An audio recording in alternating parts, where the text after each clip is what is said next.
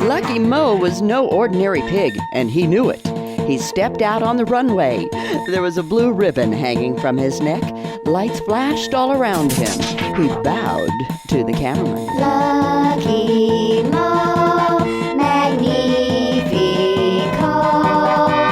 Black and white, you're quite a sight.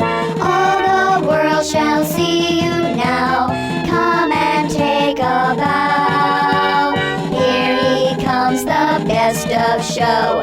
Here's our Lucky Mo. Pigs are pink and pigs are gray, they come in every size. None so proud and debonair as Lucky Mo the prize. Full of confidence and savvy, always stands the test. Furthermore, we can't ignore, he's never second best. Lucky Mo, magnifico. Black and white, you're quite a sight. All the world shall see you now. Come and take a bow. Here he comes, the best of show. Here's our Lucky Mo. Pigs are pink and pigs are gray, they come in every size. None so proud and debonair as Lucky Mo the prize. Full of confidence and savvy, always stands the test. Furthermore, we can't ignore, he's never second best. Lucky Mo, magnifico.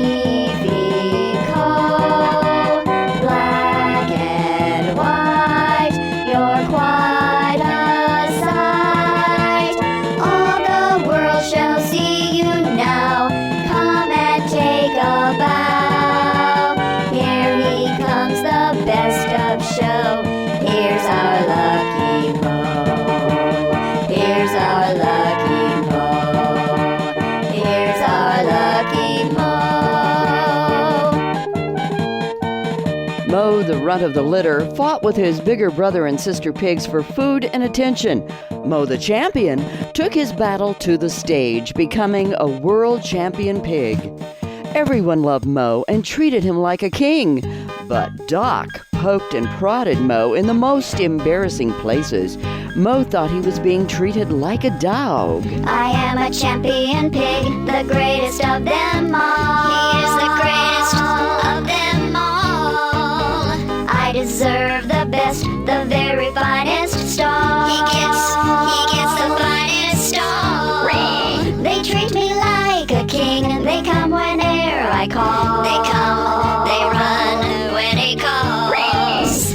There is only one who doesn't, that's Doc. He treats me like a dog. He treats me like a dog. He treats me like a dog. A dog. I am a champion pig, the greatest of them all. He is the greatest of them all. I deserve the best, the very finest stall. He gets the finest stall. They treat me like a king, they come whene'er I call. They come, they run when he calls. There is only one who doesn't, that's Doc. He treats me like a dog. He treats me like a dog. He treats me like a dog. A dog. One day, Mo was relaxing in the barnyard with several cute girl piggies. They crowded around him. Each one wanted Mo to pay attention to me. One batted her eyelashes and squealed. Mo turned to see another swing her little pig hams to and fro. One rubbed her little pig snout against Mo. Another pushed her out of the way. Mo trumped away from the scene. He was bored. Ho-hum. Suddenly, Mo fell and let out a cry. Hock pain. All 800 pounds thundered to the ground. The girl pigs gathered around him and pushed against him to get him back on his hooves again. Mo couldn't get up, so he lay there and cried. In a few hours, into the barnyard came a man who headed straight for Mo. Who was this man? As he drew closer, Mo's eyes became wider. Oh no, it's Doc! Mo just wanted to get away. He's not poking me! Mo struggled to get up, snorted, and tried to make his getaway. Here now, old Mo, what's your problem? Let's have a look. Doc went after Mo. It wasn't hard to catch him. Mo collapsed from the pain after a few steps. He couldn't get up. Now, Mo, don't be afraid. This is just your old buddy Doc. If you're going to get better, you got to hold still. Let's see what's going on with you. Mo could do nothing but lay there as Doc looked him over. No pig should be in that much pain, Mo. You may think I treat you like a dog, but you're going to get better. Doc waved over 2 farm hands working near the barn. Over here, boys. Help me get Mo into the truck. He's got to go to the animal hospital. The men helped Doc roll the pig onto a tarp and lift him into the bed of Doc's huge pickup truck. Luckily, the truck held up under Mo's weight without flattening the tires. Whew! Good thing I drove the new truck instead of the old one. It was a long drive before they reached Doc's animal hospital. Once inside, Mo was helped into a hospital pen. Mo snorted with an attitude. He wanted out of there and away from Doc. But Doc knew how important this sick pig could be for his human patients. The next day, he took several tests. His first guess was the final answer. Guess what, Mo? You have joint problems. Oh, no! We'll dose you full of minerals and collagen, and you'll be back to your proud self in no time. Mo looked up at Doc. That's pig language for, "You'll make me well?" Doc understood. Yes, we'll call it my pig stuff. With all the minerals and vitamins and collagen. Dr. Wallach's pig stuff. Sounds pretty good. We can't have a famous pig like you with joint problems now, can we? If this works, I'll have to try it on my human patients. Just then, the door to Mo's pen opened, and in walked the cutest little girl pig Mo had ever seen. Well, doggy, what's this? I like your minerals and collagen, Doc. Who let Betsy into Mo's pen? Doc looked around. She must have gotten out of her pen and pushed the door open by herself, Doc. Betsy, out! Betsy ignored Doc and gave Mo her "come hither if you dare" look. Mo dared. "Come here, little darling," snorfed Mo as he shook his happy jowls. Mo forgot all about his pain as they did the pig prance around the pen. Hello, Betsy, how are you today? Well, Betsy, would you like to stay? You are so fine, will you be my swine? Swing into the grunter, bump your little bumper, twist into the champion prance. Turn into the Rudy, come on little cutie, you can do the champion prance. Hello, Betsy, how are you today? Well, Betsy, would you like to stay? You are so fine, will you be my swine? Swing into the grunter, bump your little bumper, twist into the champion prance. Turn into the Rudy, come on little cutie, you can do the champion prance. Swing into the grunter, bump your little bumper, twist into the champion prance. Turn into the Rudy, come on little cutie, you can do the champion prance.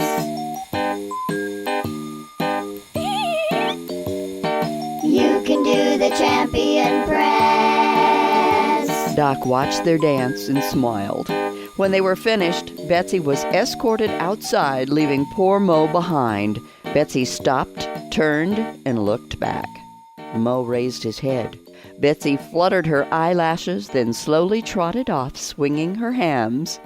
Mo was in love. Over the next few weeks, Mo was fed lots of special food with minerals and collagen. The pig stuff was working. Little by little, Mo was able to move more easily without pain. It wasn't long until he had his old, familiar, proud stride. Doc watched Mo's improvement with interest, noting changes every day in a diary. Betsy slipped out of her pen and visited Mo often. Mo was so happy he almost forgot about the farm and the barnyard. Sometimes Doc would even let the two pigs go for short walks together. One day, Doc made the announcement. Mo, you've been doing very well. The minerals and collagen are working like a charm. It'll be time for me to take you home soon. How'd you like that? Mo shook his head. He didn't want to leave Betsy. But there was more going on, and no one knew what evil watched from behind the bushes and heard everything that went on between Doc and Mo. One night when Mo was sound asleep, having sweet dreams of Betsy, two creepy strangers entered his pen. Mo's dream was interrupted with a quick and hard jab. That made him angry. Mo started after the intruders. "Hey, this hog's not happy," exclaimed a thief named Alvin. "Well, I'd be upset too if you jabbed me like that while I was asleep. Quick, you distract him while I think of something." "I don't know what, but something," said the other man. "The evil Dr. Dean." "Sure, a half-ton of crazy pig clobbers me while you think of something," Al said, jumping out of Mo's way. Mo went after those sleep-wrecking, no-good characters with everything he had. "Come on, Pig," whispered Dr. Dean. "You're going with us, whether you like it or not. We have special plans for you. Alvin, grab that diary and lab tests before we leave." "Gotcha, Doc." "Doc? This wasn't Doc." Mo was confused. There was only one Doc that he knew of. Before he knew what was happening, Mo was being led up a ramp and into a moving van parked behind the hospital. They led him into a cage barely big enough to hold a dog, much less a champion pig. The heavy door slammed shut. "I love ham and beans," chuckled the evil Dr. Dean. "The evidence will be gone forever." Poor Mo. It was dark in there. The truck took off and the cage slid to the back of the truck. "Oh my! Oh my!" Back at the hospital, the overnight attendant, Hank, woke up suddenly from a deep sleep. He checked the animals. Mo was gone and his gate was wide open. "Oh no! No! Not on my watch! Mo! Mo! Where are you?" Hank headed for Betsy's pen, hoping Mo had made a late-night visit. "I'm sorry to wake you, little girl. Have you seen Mo?" She shook her head and trotted around her pen anxiously. "Where's Mo? Where's Mo?" Hank made the call to Doc. Doc arrived before you could shake a stick. He stomped through the back door. "Okay, I want some answers. How do you lose an 800-pound pig?" "Well, Hank stammered. There was a loud noise, and the next thing I knew, Mo's pen was empty." "Did you check Betsy's pen?" "First thing." "This should never have happened. What did I tell you about falling asleep on the job, Hank? Do you know how important this pig is in my research?" "Sorry, Doc. It'll never happen again." "We're going to have to comb the area for clues as best we can in the dark." They searched the grounds that surrounded the hospital. "Mo! Mo! Mo!" All they heard were the noises of crickets and coyotes. "I hope he's not lost out there. It's plumb dangerous with those coyotes." Inside the truck, Dr. Dean laughed an evil laugh. "Wallach, you would not be quiet, would you? So, you think you can take care of joint problems with your pig stuff, do you? Well, no one will ever know now. I have your diary and your tests." He waved Doc's papers all around the cab as he cackled. "You showed him, boss," said Alvin. "That veterinarian thinks he's a real physician. He should stick to cats and dogs. This pig stuff is a thorn in my side. My patients have been going to him thinking he can help them with just minerals and collagen. Doesn't he know you get everything you need from the 4 food groups? He's taking money from them and me. That Wallach's trying to ruin me. How does he expect me to make my Mercedes payment?" "Mercedes don't come cheap, Dr. Dean. Can't he make more pig stuff?" "That's not the point. He lost his prize pig and the hope of getting his pig stuff in the news. Get it? It'll get in the news. Fixing joint problems is big news, especially if you don't have to have surgery or take drugs. The evidence has got to go," gloated Dr. Dean. The truck came to a stop. Mo shivered and closed his eyes, knowing at that moment he needed a lot of luck. Where do I go from here? How do I see? Darkness surrounds me now. Light has abandoned me. Why am I so unlucky? Life's so unfair. I've got to think of something to get me out of here. Gotta have a little luck, gotta have a little luck, gotta have a little luck right now. Gotta have a little luck, gotta have a little luck, gotta have a little luck right now. Where do I go from here? How do I see? Darkness surrounds me now. Light has abandoned me. Why am I so unlucky?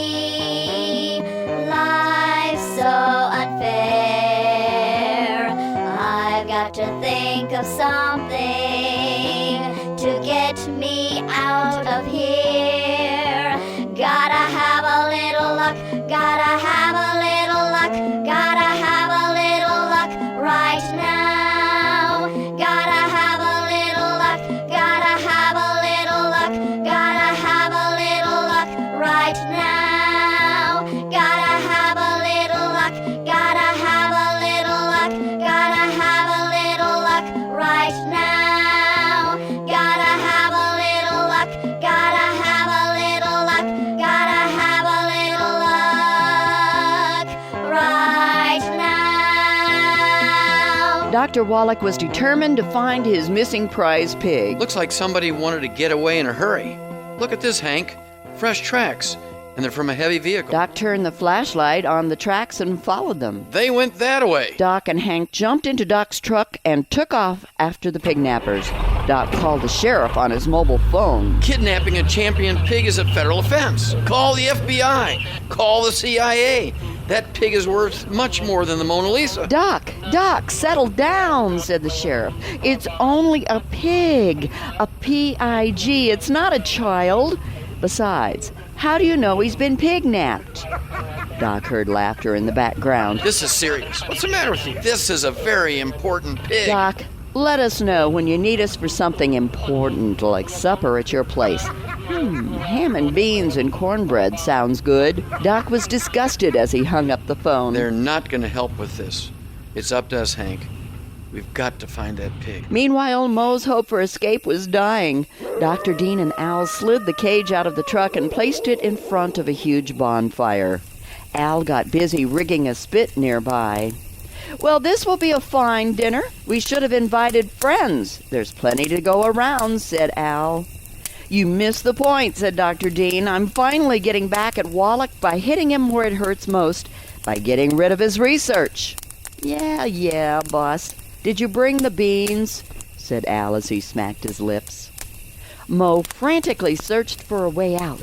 They were way out in the middle of nowhere, up against the mountains. The smoke grew thicker and the blaze burned brighter and hotter. The heavy smoke caught the attention of a motorcycle gang out on a joyride. The rough-looking bunch roared off the road and out to the fire. They surrounded the campfire as if they were in an old Western movie, throwing dust and dirt into the air. Mo was helpless as the bikers taunted and teased him by poking sticks into his cage. Planning to keep this luau all to yourselves? I don't think so, said the leader, licking his chops. We just got a special invitation. One of the bikers opened Mo's cage. Let's have a little fun first. Mo saw it as his chance to escape and took off, lickety-split. The bikers chased him around and through the fire, laughing while Mo squealed for help. Two very large bikers held Dr. Dean and Al away from the action. At one point, Al actually felt sorry for the pig. He kicked up a distraction, and Mo was able to slip away from the chaos into the quiet of the night. At that very moment, Doc Wallach saw the dust and smoke from the corner of his eye. Something told him to pay attention. He listened. Hang on, Hank! A sharp right turn sent the truck turning on two wheels, and they charged the mountain with everything they had. Meanwhile, Mo discovered a small cave in the mountain where he could hide out. He couldn't see a thing in the blackness.